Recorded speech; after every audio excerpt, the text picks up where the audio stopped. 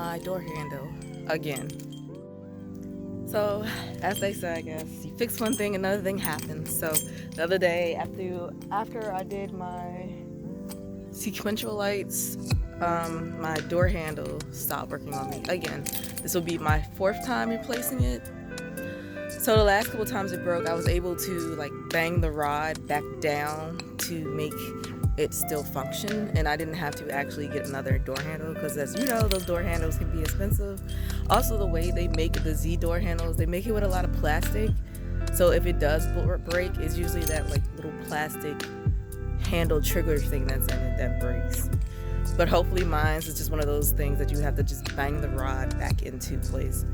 So let's get started and start taking this door handle off. So I'm going to show you what I'm talking about with the door. See that? It's not opening. The way you can tell is you don't feel the kind of the spring engaging. It feels like there's nothing pulling back on it. So the only other way you can open these Z doors when you have this problem is by kind of like hitting the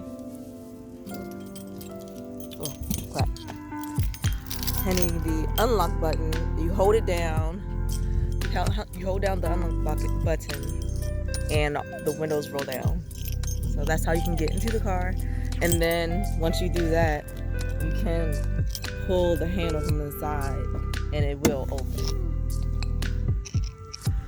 But nobody wants to do that. That's not cool. So we're fixing that today. As you can see, it wasn't that long ago that I fixed this, because damn, they're right there. I don't even have to take the tabs out. Usually there's tabs on top that you have to take out, but it's been that recent that they're not even in there. So I'm gonna take my favorite little tool that I have.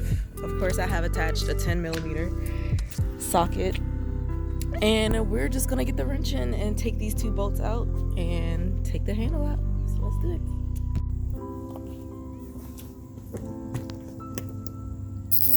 Righty tighty, lefty loosey.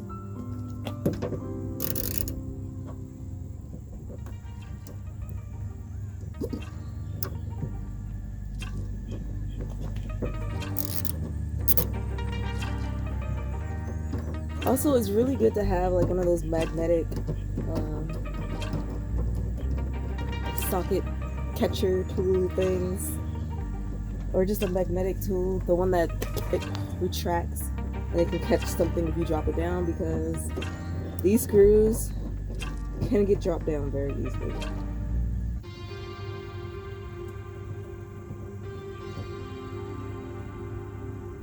So you have to be real careful when you're taking them out. And as I told y'all before,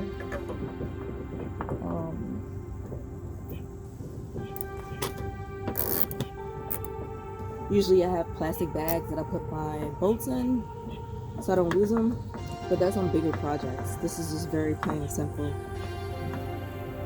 So it's literally 2 bolts, so I don't need a baggie for this.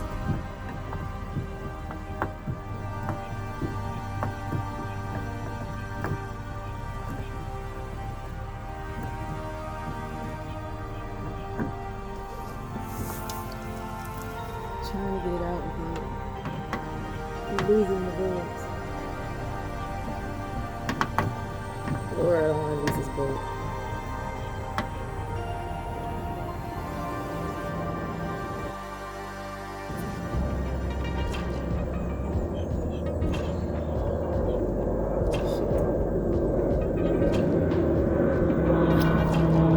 And as you can see, I actually lost the bolt. I'm going to show you why I should have had my magnetic tool handy. Bam. Timer's going off. Let's see. Can I show you? You see that? Sitting right in there.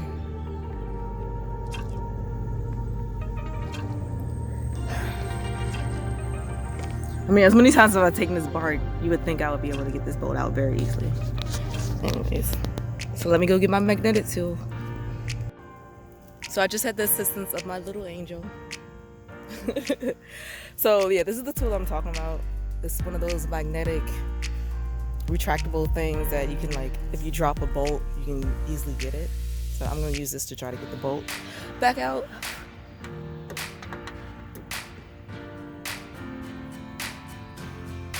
Bam. And as easy as like that, you can get it back out. When you're taking off these door handles, you want to, like, pull out and over to get them out. And actually, I need to put something in the door to make it stay open. I know I need to get my hinges straight because every hinge has its own issue.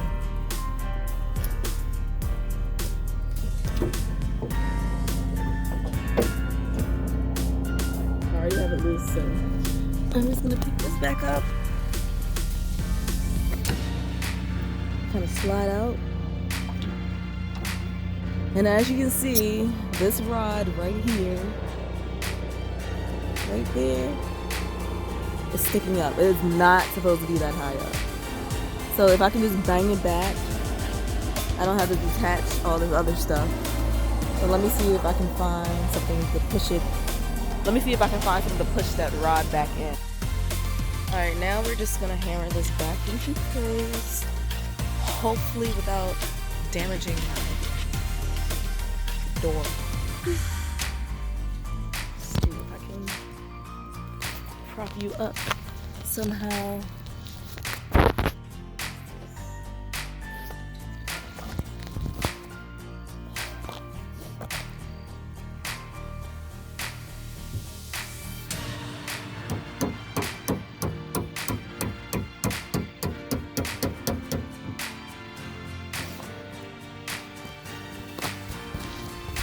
Alright, and as easy as that, as you can see, it's bang back down into place. So what we're gonna do now is just slide it back in. Like I said, do the reverse of how you slid it out. So you kind of go in. Hold on, it's hard to do with one hand. Let me see if I can do it like this.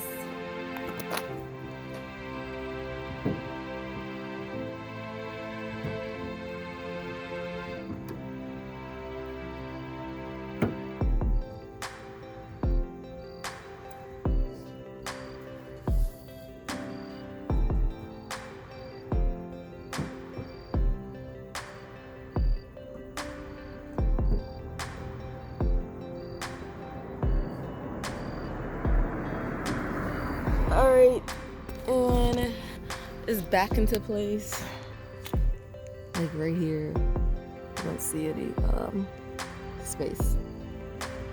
So now we're just gonna put the bolts back on.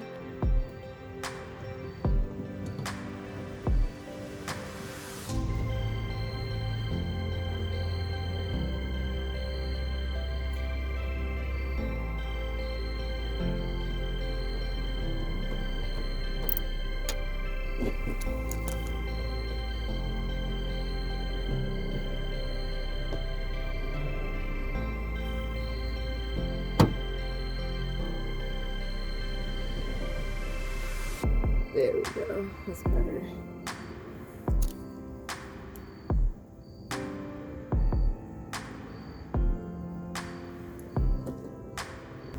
Apparently I can't find holes. There we go, found it. Glad that's not my job.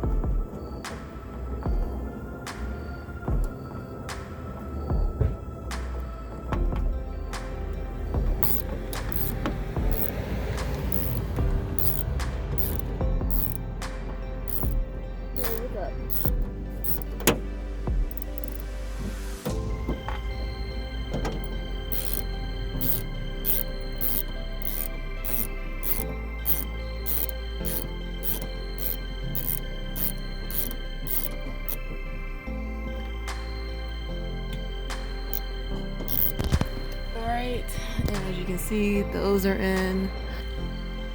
do a little quick test.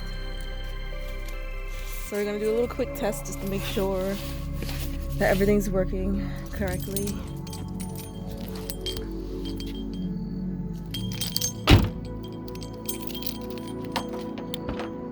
And there we go. We got a door that's opening.